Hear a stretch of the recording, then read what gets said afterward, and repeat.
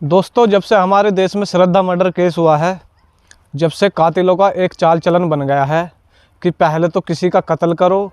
कत्ल करने के बाद उस जुर्म से बचने के लिए फिर उसकी लाश के टुकड़े करो।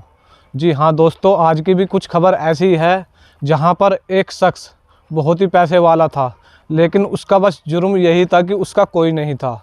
और उसी चीज़ का फ़ायदा उठाकर एक कातिल ने पहले उसका कत्ल किया और फिर उसका कत्ल करने के बाद उसकी लाश के 3 टुकड़े किए, और 3 टुकड़े करने के बाद फिर वह उसकी लाश के टुकड़ों को ले जाता है अपने घर से 50 किलोमीटर दूर, और वहाँ ले जाकर पहले एक नहर में फेंकता है, फिर दूसरी नहर में फेंकता है, और फिर फैरी पेरल के जो जंगल होते हैं फिर उसमें जाकर उसकी लाश का आखिरी टुकड़ा फेंकता है। जी हाँ दोस्तों, आखिर वह ऐसा क्यों करता है, आइए समझते हैं पूरी घटना हमारी इस वीडियो के माध्यम से। लेकिन उससे पहले नमस्कार दोस्तों, मेरा नाम मनोहर है और आप देख रहे हैं मेजर क्राइम। दरअसल दोस्तों, आज की जो सच्ची घटना है वह उत्तर प्रदेश की है। उत्तर प्रदेश का एक ज़िला पड़ता है जिसका नाम है गाज़ियाबाद, और गाज़ियाबाद का एक थाना पड़ता है जिसका नाम है मोदीनगर, और मोदीनगर की ही एक कॉलोनी पड़ती है जिसका नाम है देवेंद्रपुरी। देवेंद्रपुरी में एक शख्स किराए पर रहता था और उसकी अपने दोस्तों से अक्सर बातचीत हुआ करती थी। वह शख्स जिसका नाम था अंकित खोकर, वह अंकित खोकर नाम का शख्स था जिसकी उम्र कम से कम 40 साल होगी, और 40 साल का वह व्यक्ति था। उसकी शादी तो नहीं हुई थी, वह पैसे से बहुत ज़्यादा अमीर था, उसकी पुश्तैनी जायदाद थी, और वह जो लखनऊ है वहाँ पर पीएचडी स्कॉलरशिप कर रहा था, और उसने हाल फिलहाल में अपनी थीसिस जमा करी थी, यानी कि अपनी फ़ाइल जमा करी थी। फ़ाइल जमा करने के बाद वह अपने मुँह बोले जीजा के साथ मोदीनगर पर किराए का मकान लेकर वहीं रहता था, और वहीं रहने के दौरान उसकी अपने दोस्तों से अक्सर बातचीत हुआ करती थी। वैसे तो वह मूल निवासी बागपत का था। बागपत का एक गांव पड़ता है मुकुंदपुर, वहां का वह रहने वाला था, और उसका कोई रिश्तेदार वगैरह कुछ नहीं था, माँ बाप नहीं थे, बचपन में ही उसको छोड़कर जा चुके थे। तो वह वैसे तो बहुत पैसे वाला था, लेकिन उसके जो यार दोस्त थे वह भी अपनी रोज़मर्रा की ज़िंदगी में व्यस्त थे, और उसकी अपने यार दोस्तों से बहुत ज़्यादा बात हुआ करती थी। लेकिन एक दिन होता कुछ ऐसा है, जब 2022 6 अक्टूबर आता है, तो जो उसका दोस्त है वह अंकित को फ़ोन करता है, लेकिन अंकित फ़ोन नहीं उठा पाता है। और जब वह फ़ोन नहीं उठा पाता है तो उसका दोस्त अंकित के पास टेक्स्ट मैसेज करता है व्हाट्सएप पे, और जिस तरीके से उधर से रिप्लाई आता है अंकित के दोस्त के पास, तो उसको थोड़ा शक होने लगता है। वह सोचता है कि हमारा जो अंकित दोस्त है, यानी कि भाई है, वह कभी ऐसी इंग्लिश में बातचीत नहीं किया करता था, क्योंकि यह तो बड़ी टूटी फूटी इंग्लिश है, और वह तो पीएचडी स्कॉलरशिप कर रहा है, तो उसकी तो इंग्लिश बहुत ही साफ़ सुथरी है। और जिस तरीके से यह लिखी गई है, मतलब टूटी फूटी इंग्लिश, और जिस तरीके से रिप्लाई मुझको मिल रहा है, यह उसकी इंग्लिश नहीं है, कुछ ना कुछ डाउट है। और अब दिन गुजरते जाते हैं, और जो उसका दोस्त है वह भी अपनी डेली की लाइफ में व्यस्त हो जाता है, क्योंकि उसकी भी शादी हो रखी थी, और वह फ़ोन करता रहता है। लेकिन इसी तरीके से 2 महीने गुजर जाते हैं, और जब उसका फ़ोन नहीं मिलता और ना ही कुछ मतलब उधर से रिप्लाई आ पाता है ज़्यादातर, क्योंकि शुरू में तो रिप्लाई आए थे और फिर आना बंद हो गया था, तो उसका जो दोस्त होता है उसके अपने और 4 दोस्तों को फ़ोन करता है, और फ़ोन करने के बाद अब आता है वह सीधे मोदीनगर में। और मोदीनगर आने के बाद पहले जाता है उसके मकान मालिक के घर जहाँ पर वो रहा करता था, और वहाँ जाने के पास, और जब वहाँ जाता है जिसका नाम होता है उमेश शर्मा, जो उसका जीजा था, और उससे पूछता है कि हमारा दोस्त यहाँ रहता था, तो वह आजकल उसका फ़ोन भी नहीं मिल रहा है और ना ही कुछ जवाब दे रहा है, तो वह है कहाँ। तो उसका जो जीजा होता है वह कहता है कि वो तो 2 महीने पहले ही यहाँ से कमरा खाली करके चला गया है, लेकिन वो यहाँ नहीं है। तो उसके दोस्तों को कुछ डाउट होता है, वह कहता है कि अभी तो हाल फिलहाल में हमारी बात हो रही थी, वह अक्सर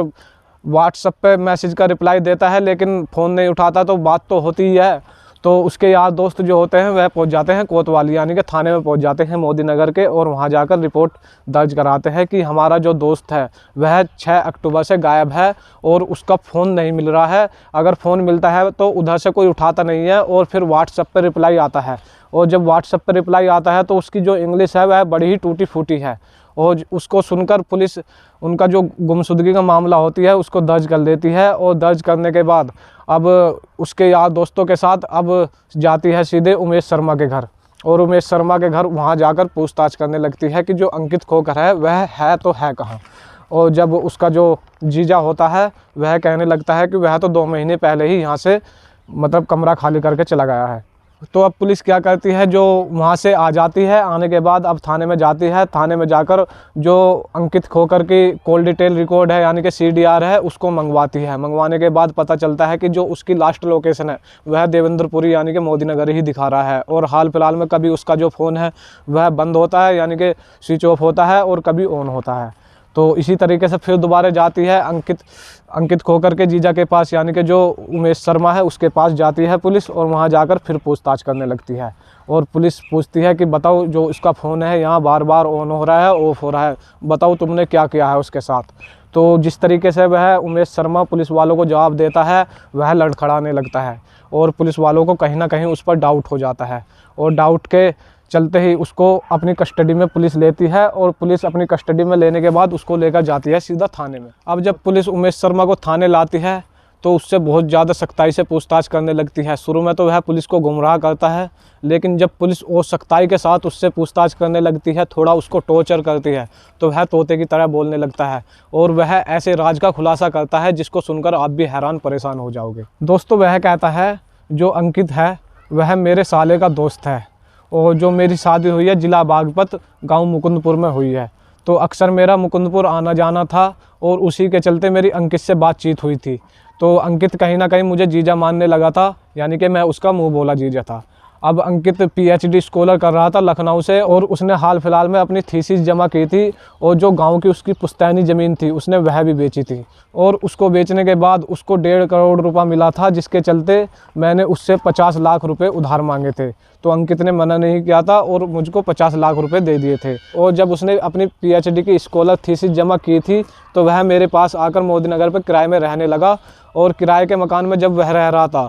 तो मेरी आंखों में कहीं ना कहीं लालच आ जाता है, और मैं सोचने लगता हूं कि इसने मुझको 50 लाख रुपए उधार दिए हैं, अब मुझको वह चुकाने भी है, और जिससे कि इसको पैसे भी चुकाने ना पड़े और मुझको और पैसे मिल जाए। तो मैंने कुछ ऐसा षड्यंत्र रचा जिसके चलते मैंने उसका कत्ल कर दिया। और वह मर्डर करने की कहानी पुलिस को बताता है। वह कहता है कि 6 अक्टूबर को पहले मैंने अंकित को अपने झांसे में लिया और कहा कि आज पार्टी करते हैं, और पार्टी का जो प्रोग्राम था मैंने अंकित के कमरे पर ही रखा था, और पार्टी में सिर्फ मैं, मेरा एक दोस्त और अंकित शामिल थे। और उसने पूरी रात बियर पी, दारू पी, और अंकित को बियर पिलाई, और बियर पिलाने के बाद अंकित को कुछ ज़्यादा ही उसने बियर पिलाई, क्योंकि उसकी हाल फिलहाल में अभी ज़मीन बिकी थी, तो उसके अकाउंट में 1.5 करोड़ रुपये आए थे, और जिसके चलते उमेश शर्मा के मन में लालच आ गया था। तो वह अंकित को ज़्यादा दारू पिलाता है। जब अंकित ज़्यादा अपना शुद्ध बुद्ध खो देता है और ज़्यादा ही दारू पी लेता है, तो उसके चलते पहले उसका जो दोस्त होता है उसके हाथ पैर पकड़ता है, और अंकित उसका गला दबाता है, और गला दबाकर उसकी हत्या कर देता है। हत्या करने के बाद अब वह सोचते हैं कि हमने इसकी हत्या कर दी है तो इसको ठिकाने कैसे लगाए। जब भी उसके दिमाग में एक षड्यंत्र आता है, और वह जाता है बाज़ार, और बाज़ार से एक आरी खरीद कर लाता है और कुछ पॉलीथीन खरीद कर लाता है, जिसके चलते वह उसकी लाश को ले जाता है एक बाथरूम में, और बाथरूम में ले जाने के बाद फिर उसकी लाश के 3 टुकड़े करता है। हालांकि बताए तो 3 जा रहे हैं, लेकिन 3 टुकड़े करने मुश्किल है, तो मुझे लगता है कुछ ज़्यादा ही उसने टुकड़े किए होंगे। तो फिर उसकी लाश के 3 टुकड़े करने के बाद और फिर वह निकलता है अपनी कार में बैठकर सीधा खतौली की साइड को, यानी मुजफ्फरनगर की साइड को, और वहाँ जाकर खतौली की नहर में पहले एक टुकड़ा फेंकता है, और फिर वापस आता है। फिर वापस आने के बाद फिर जाता है मंसूरी नहर में, यानी कि गाज़ियाबाद के आसपास पड़ती है। फिर वहाँ जाकर एक टुकड़ा फेंकता है, और फिर फेरी पेरल के जंगलों में जाकर एक टुकड़ा वहाँ पर फेंकता है, और इस तरीके से वह उसकी लाश को ठिकाने लगाता है। और जब यह कहानी उमेश शर्मा पुलिस वालों को बताता है तो पुलिस वाले उसको लेकर जाते हैं उन्हीं ठिकानों पर, और जब उन्हीं ठिकानों पर लेकर जाते हैं जहां पर उसने उसकी लाश के टुकड़े डंप किए थे, तो पुलिस वालों को वह टुकड़े मिल जाते हैं, और जो उसका दोस्त होता है प्रवेश कुमार, उसको भी गिरफ्तार कर लिया जाता है। और बाद में पता चलता है कि इन्होंने 50 लाख रुपये उससे कैश लिए थे, और फिर उसकी हत्या करने के बाद जो प्रवेश कुमार होता है वह उत्तराखंड जाता है, अलग अलग ठिकानों पर जाकर 50 या 60 लाख रुपये और ATM के जरिए निकालता है, और इनको गंभीर धाराओं में मुकदमा दर्ज कर इनको सीधा जेल भेज दिया गया है। अब आरोप जताया जा रहा है कि शायद यही 2 थे जो जिन्होंने अंकित खोकर का मर्डर किया है, या कोई और भी थे। अभी पुलिस अपनी तफ्तीश कर रही है, और इस केस में क्या अपडेट होता है हम आपको अपडेट देते रहेंगे। दोस्तों, आज का जो दौर चल रहा है वह बिल्कुल कलयुग चल रहा है। आजकल के जो रिश्ते हैं, अपने रिश्तों जो अपने सगे रिश्ते हैं उन पर भी भरोसा करना मुश्किल है, यहाँ तो मुँह बोला जीजा था, और कहीं ना कहीं अपने जो होते हैं खास, उनकी भी आंखों में लालच आ जाता है इतनी ज़्यादा रकम को देखकर। सिर्फ उसकी जो अंकित खोकर है, उसकी सिर्फ इतनी गलती थी कि उसका कोई नहीं था इस संसार में। दोस्तों, आप इस कहानी से क्या समझते हैं? अपनी राय हमारे कमेंट बॉक्स में ज़रूर देना, और आप कहाँ से हमारी वीडियो देख रहे हैं अपना नाम पता ज़रूर लिखना। तो दोस्तों, ऐसी ही कहानी हम हर रोज़ 7 बजे लाते रहते हैं अपने इस चैनल पर। तो मिलते हैं किसी सच्ची घटना के साथ। जब तक के लिए जय हिंद, जय भारत।